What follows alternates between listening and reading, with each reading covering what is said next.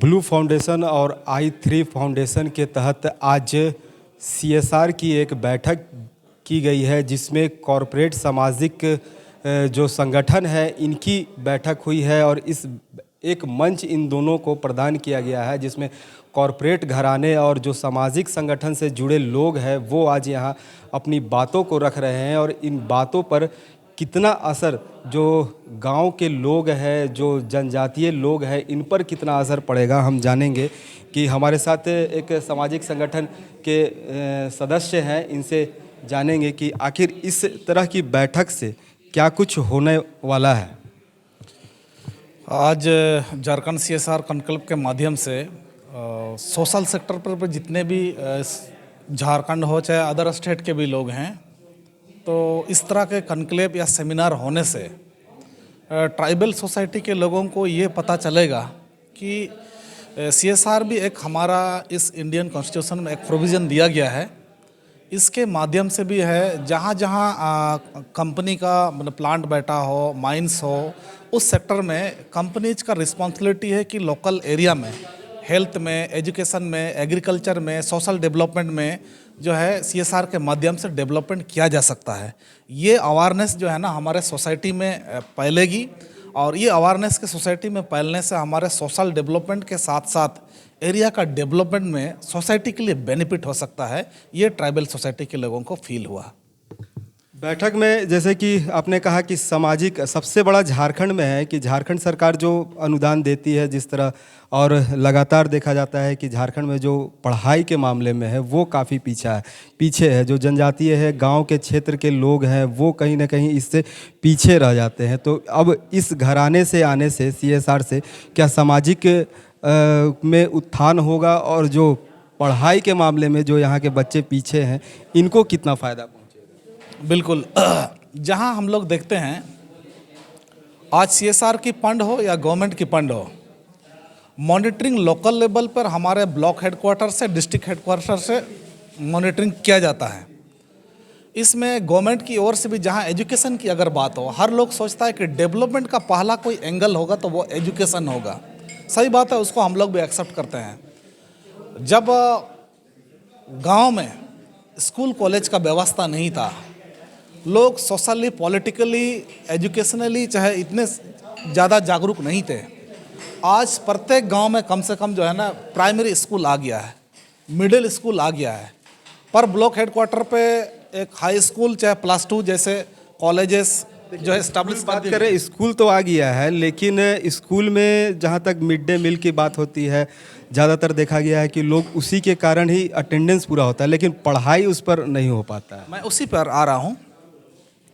आपके माध्यम से हम ये जानकारी देना चाहते हैं कि जिस स्कूल की हम बात कर रहे थे उस स्कूल में अच्छा से पढ़ाई हो, बच्चों की उपस्थिति हो, बच्चे डिसिप्लिन सीखे, बच्चे पढ़ाई सीखे और हमारे इस स्कूल का शिक्षा के प्रति क्या वातावरण है ये बने। और उसको मॉनिटरिंग करने के लिए एक रिस्पॉन्सिबिलिटी स्कूल मैनेजमेंट कमेटी है, जिसमें हमारा सोसाइटी के लोग हैं। हमारे सोसाइटी के लोग भी आज के दिन में जो है उस स्कूल मैनेजमेंट कमेटी जैसे मीटिंगों में जो है ना पार्टिसिपेशन नहीं लेते हैं। दूसरी बात यह है कि गांव लेवल में शिक्षा की स्तर अगर सुधारना हो तो उसके लिए समाज और गार्जियन ही जिम्मेदार हैं। सरकार आपको इंफ्रास्ट्रक्चर दे सकती है, सरकार आपको मैन पावर दे सकती है, सरकार आपको जो है फंड दे सकती है। इसके अलावा ग्राम स्तर पर शिक्षा पे कमी होना, ये जो है प्राथमिक स्तर पर सोसाइटी का कमी है। हमारे सोसाइटी के लोग आज के दिन में कमज़ोर हैं, उसके प्रति हम जागरूक नहीं हो रहे हैं। इसी के वजह से आज के दिन में जब हमको शिक्षा की सुविधा को लेकर देखते हैं तो मिड डे मील, जो हम एक गरीब परिवार से आते हैं, हमारे बच्चे को हमें मजदूरी कराना पड़ता है, तो मजदूरी ना करें, कम से कम वो प्राथमिक स्तर का शिक्षा प्राप्त कर सके, इसके लिए एक टाइम का खाना स्कूल में खिलाया जा रहा है। आज हम किताबें नहीं खरीद पाते हैं तो किताब हमें उपलब्ध कराया जा रहा है। जहाँ तक ट्राइबल बच्चों की बात हो तो गवर्नमेंट की ओर से स्टाइपेंड भी मिल रहा है, आज साइकिल भी मिल रही है, ड्रेस भी मिल रहा है। उसके बावजूद हमारा बच्चा पढ़ रहा है या नहीं पढ़ रहा है, इसके लिए इस राज्य का जनप्रतिनिधि और इस राज्य की सरकार से ज़्यादा जिम्मेदारी हमारे समाज के लोगों का है, हमारे अभिभावकों के लोगों का है। तो इसलिए मैं समझता हूँ जिस विषय पर आपने सवाल पूछा है कि उसके बावजूद भी नीचे चला जाना या शिक्षा के प्रति जागरूकता नहीं आना, ये तो गार्जियन का कमी है, सोसाइटी का कमजोरी है। तो और उसमें हम समझते हैं कि इस दिशा पे सुधार लाने के लिए जब सभी स्कूल कॉलेजेस को बना ही दिया गया है, इंफ्रास्ट्रक्चर दे दी गई है, मेन पावर्स वहाँ अपॉइंट कर दिए गए हैं, तो हमारी एक सामाजिक जिम्मेदारी बनती है कि अब बच्चों को पढ़ाना सिर्फ नेता और विभाग और सरकार का सिर्फ जिम्मेदारी नहीं है, हमारे भी सामुदायिक स्तर पर जिम्मेदारी है। ये आम जनों में जागृति लाना पड़ेगा। जो आज जिस CSR कॉन्क्लेव 2025 के माध्यम से यहाँ विभिन्न ट्राइबल सोसाइटी के लोगों से हम लोगों का एक इंटरेक्शन हुआ है, इस मंच के माध्यम से हम लोगों ने भी अपने तरफ से राय रखा है कि यदि हम लोग चाहे एजुकेशन में काम करें, मेडिकल में काम करें, एग्रीकल्चर में काम करें, सोशल डेवलपमेंट में काम करें या any other social employment generation जैसे एक्टिविटी में अगर हम लोग काम करें, जब तक सोशल लेवल पर लोगों का अवेयरनेस नहीं आएगा, सोशल लेवल पर लोग जो है ना उस CSR का वैल्यू को नहीं समझेंगे, और सोशल लेवल पर जो हमें CSR से ऐसे डेवलपमेंट किया जा सकता है और ग्राम सभा के थ्रू इसका प्रमोट हम कर सकते हैं, ये अवेयरनेस चाहिए। और दूसरी बात, हम ऐसे डिस्ट्रिक्ट से आते हैं कि जहाँ CSR की जब बात होती है तो वहाँ कॉर्पोरेट घराना जो है ना स्टैब्लिशमेंट होगा। एक तरफ से हमारे पास 5th schedule, 6th schedule, CNT, SPD, चाहे हमारे लोकल में ट्रेडिशनल रूलिंग सिस्टम जैसा सिस्टम भी है, जिसके थ्रू आप वहाँ पर माइनिंग एक्टिविटी नहीं कर सकते हैं, इसके थ्रू जो है आप वहाँ पर प्लांट नहीं बैठा सकते हैं। ऐसे स्थिति में जो है CSR जैसे प्रोविज़न पे चर्चा करना भी हमारे लिए एक क्वेश्चन मार्क है कि हमारे यहाँ पर प्लांट जब नहीं बैठ सकता है, कंपनीज जब सब नहीं आ सकती है, तो CSR जैसे फंड का जनरेट होना तो पॉसिबल नहीं है। जिसके जगह से आज इंडियन कॉन्स्टिट्यूशन में प्रोविज़न दे दिया गया है, तो जिनको प्रेस या न्यूज़ जिसको जो हमारा वहाँ पर लीज मिला है, उनको जो 30% रॉयल्टी में से उनको जो है अपने CSR पे, चाहे एजुकेशन में, एग्रीकल्चर में, मेडिकल में, इस पे जो उनको खर्च करना है, वो कंट्रीब्यूशन जो है ना हमारा सोसाइटी को चाहे एरिया को नहीं मिल सकेगा। इसी तरह से जिनका बहुत सारे लोग तो ऑक्शन के थ्रू भी बहुत सारे कंपनी जो है हमारे यहाँ पर बिजनेस का एक्टिविटी करते हैं, जो बिजनेस एक्टिव मैंने ऑक्शन के थ्रू आते हैं, तो उनके लिए 20% हो या उनके रॉयल्टी का जो है 10% हो। तो इस तरह से जो कंपनियां हमारा 500 करोड़, 1000 करोड़, चाहे 5000 करोड़ का टर्नओवर करती है, उनको हमारे 2% जो है एक लोकल के एरिया में जो कंट्रीब्यूशन देना है, वो कंट्रीब्यूशन जैसे चीज़ों में भी हमारा ट्राइबल सोसाइटी चाहे यहाँ के लोगों को समझना पड़ेगा। आज हमारे पूरे ट्राइबल भी जो है ना स्टेट पॉलिटिक्स में, नेशनल पॉलिटिक्स में इन्वॉल्व हैं। ऐसे लोगों को भी हमारे पॉलिसी मेकिंग में, हमारे असेंबली में, हमारे माने पार्लियामेंट में ये अवेयरनेस लाना पड़ेगा। ये पॉलिटिकल अवेयरनेस भी चाहिए, ताकि जब आप CSR जैसे चीज़ से डेवलपमेंट करने के लिए आप हमारा सोसाइटी अगर एक्सपेक्ट कर रहा है, तो उस सोसाइटी को उसके लिए भी रिस्पॉन्सिबिलिटी बननी पड़ेगी। ऐसे पॉलिसी मेकिंग में, ऐसे रूल्स जब हमारे रेगुलेशन की ड्राफ्टिंग की जहाँ बात हो, उन सारे चीज़ों में भी अपने ओपिनियन देने पड़ेंगे। अन्यथा हमारे कंपनी के आने से ज़मीन लूट रही है, हमारे कंपनी के आने से धूल उड़ रहा है, हमारे कंपनी के आने से लोकल लोगों को एक जॉब का अपॉर्चुनिटी नहीं मिल रहा है, बोल करके हमारे बीच सिर्फ का सिर्फ एक आंदोलन ही खड़ा होगा, संघर्ष ही दिखाई देगा, अन्यथा हम कुछ नहीं कर पाएंगे। अब क्या लगता है इस CSR फंड से यहाँ बैठक हुई कि इस CSR फंड से जो सामाजिक उत्थान हो सकता है लोगों का? बिल्कुल, चूँकि अगर CSR से हमारा ट्राइबल सोसाइटी का, जिसको सोशल डेवलपमेंट या एंशिएंट लैंग्वेज कल्चर, जो हमारी पुरानी प्राचीन संस्कृति है,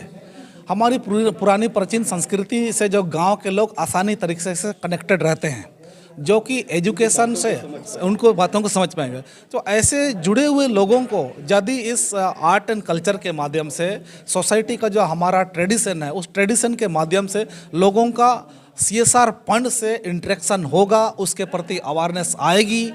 अवेयरनेस के आने से वो एजुकेशन का इम्पोर्टेंस को वो समझ पाएंगे, मेडिकल का इम्पोर्टेंस को वो समझ पाएंगे। और हमारे एरिया में जनरली कोई भी फंड आता हो, किसी भी गवर्नमेंट का फंड आता हो, तो उस चीज़ को वो लोग अच्छी तरीके से इंटरटेन कर पाएंगे। तो इसका CSR कॉन्क्लेव के माध्यम से हमारा ट्राइबल सोसाइटी के लोगों को या हमारे स्टेट के कोई भी निवासियों को अगर CSR की पॉलिसी, CSR का रिस्पॉन्सिबिलिटी और CSR के फंड जैसे चीज़ों पर अवेयरनेस लाने से निश्चित रूप से हमारे सोसाइटी को और स्टेट को जो है ना इसका लाभ होगा। तो ये थे सामाजिक संगठन से जुड़े हुए। अब जानते हैं कि जो इस कॉरपोरेट घराने से जो इनका इनक्लेव का जो आज यहाँ बैठक किए हैं, इनका क्या कहना है? आज हम लोग CSR कॉन्क्लेव जो अगस्त 22-23 को निर्धारित है, उसका एक प्री मीटिंग कर रहे हैं, जिसमें हम लोग समाज के सभी तबके, ग्रामीण स्तर पे जो लोग कार्यरत हैं, अनुसूचित जनजाति हैं, सिविल सोसाइटी हैं, NGO हैं, वो अपनी समस्याओं के साथ में यहाँ पे एक संवाद स्थापित कर रहे हैं कि हमारे क्षेत्र में, शिक्षा क्षेत्र में, खेल के क्षेत्र में कोई आधारभूत संरचना है, कोई परेशानी है, वो परेशानी को CSR कॉन्क्लेव के माध्यम से, जिसमें कंपनी जो CSR मद में खर्च करती है वो सही दिशा में खर्च करे और वो हमारी समस्याओं को भी सुने, समझे, उस तरह से योजना बनाए और सरकार का भी सहयोग लेकर के हमारे क्षेत्र में जो विकास होना चाहिए, कोई शिक्षा क्षेत्र में काम करना चाहते हैं, कोई हेल्थ के क्षेत्र में काम करना चाहते हैं, कोई खेल के क्षेत्र में काम करना चाहते हैं, वहाँ के कोई संस्कृति के लिए कोई ऐसा कोई कार्य है या कोई कार्य प्रणाली है वहाँ पे, उनको जैसे हम ट्रेनिंग दे सकते हैं, उनको एक रोजगार के अनुरूप उनको हम तैयार कर सकते हैं। तो इस तरह का आयोजन से जो कॉरपोरेट घराने के जो लोग हैं, जो अपनी राशि को खर्च कर रहे हैं, राज्य में अलग अलग जगहों पे खर्च कर रहे हैं, उनको हम लोग एक मैसेज देना चाह रहे हैं और उनको बुलाना भी चाह रहे हैं कि आप लोग आइए, मिलिए और पूरे झारखंड राज्य में जहाँ जहाँ जो अलग ढंग की समस्याएं हैं, सबकी अपनी कुछ अलग समस्याएं होगी, कहीं शिक्षा होगा, कहीं पे रहने की समस्या होगी, कहीं पे रोजगार की समस्या होगी, कहीं के बच्चे खेल में बहुत अच्छा कर सकते हैं, कोई बच्चे पढ़ने में बहुत अच्छा हो सकते हैं। तो हम उनको किस तरह से प्रेरित करें, किस तरह से कुछ संसाधन उपलब्ध कराएं, उसके लिए हम लोग ये आयोजन प्री मीटिंग किए हैं कि जितने भी जनजाति समुदाय के लोग हैं, अलग अलग जिलों से आए हैं, करीब मुझे लगता है कि 150 से ज़्यादा जनजाति समुदाय के प्रतिनिधि आए हैं और हर एक ज़िले से आए हैं। वो अपने ज़िले, अपने गांव, अपने आसपास जिस चीज़ से जूझ रहे हैं, जिस जो परेशानी उनको हो रही है, वो अपनी समस्या के बारे में बताएंगे। और मेरा जो मेन कॉन्क्लेव, हम लोग का मेन कॉन्क्लेव है, उस दिन जो कंपनी के जो रिप्रेजेंटेटिव आएंगे वो सुने, आपस में एक तय करें, दिशा तय करें कि हम लोग इस क्षेत्र में काम करना चाहते हैं। इसके लिए मिशन ब्लू फाउंडेशन के निदेशक हैं पंकज सोनी और राजीव गुप्ता, जो मैं खुद हूँ, i3 फाउंडेशन के माध्यम से ये आयोजन हम लोग कर रहे हैं। और कोशिश हमारी ये कि झारखंड राज्य में CSR के प्रति लोग एक थोड़ा सा सीरियस हो, जो काम कर रहे हैं वो दिखाई देना चाहिए और उससे कुछ आधारभूत और बाकी समस्याओं को हम लोग सही ढंग से उसको आगे बढ़ा सके।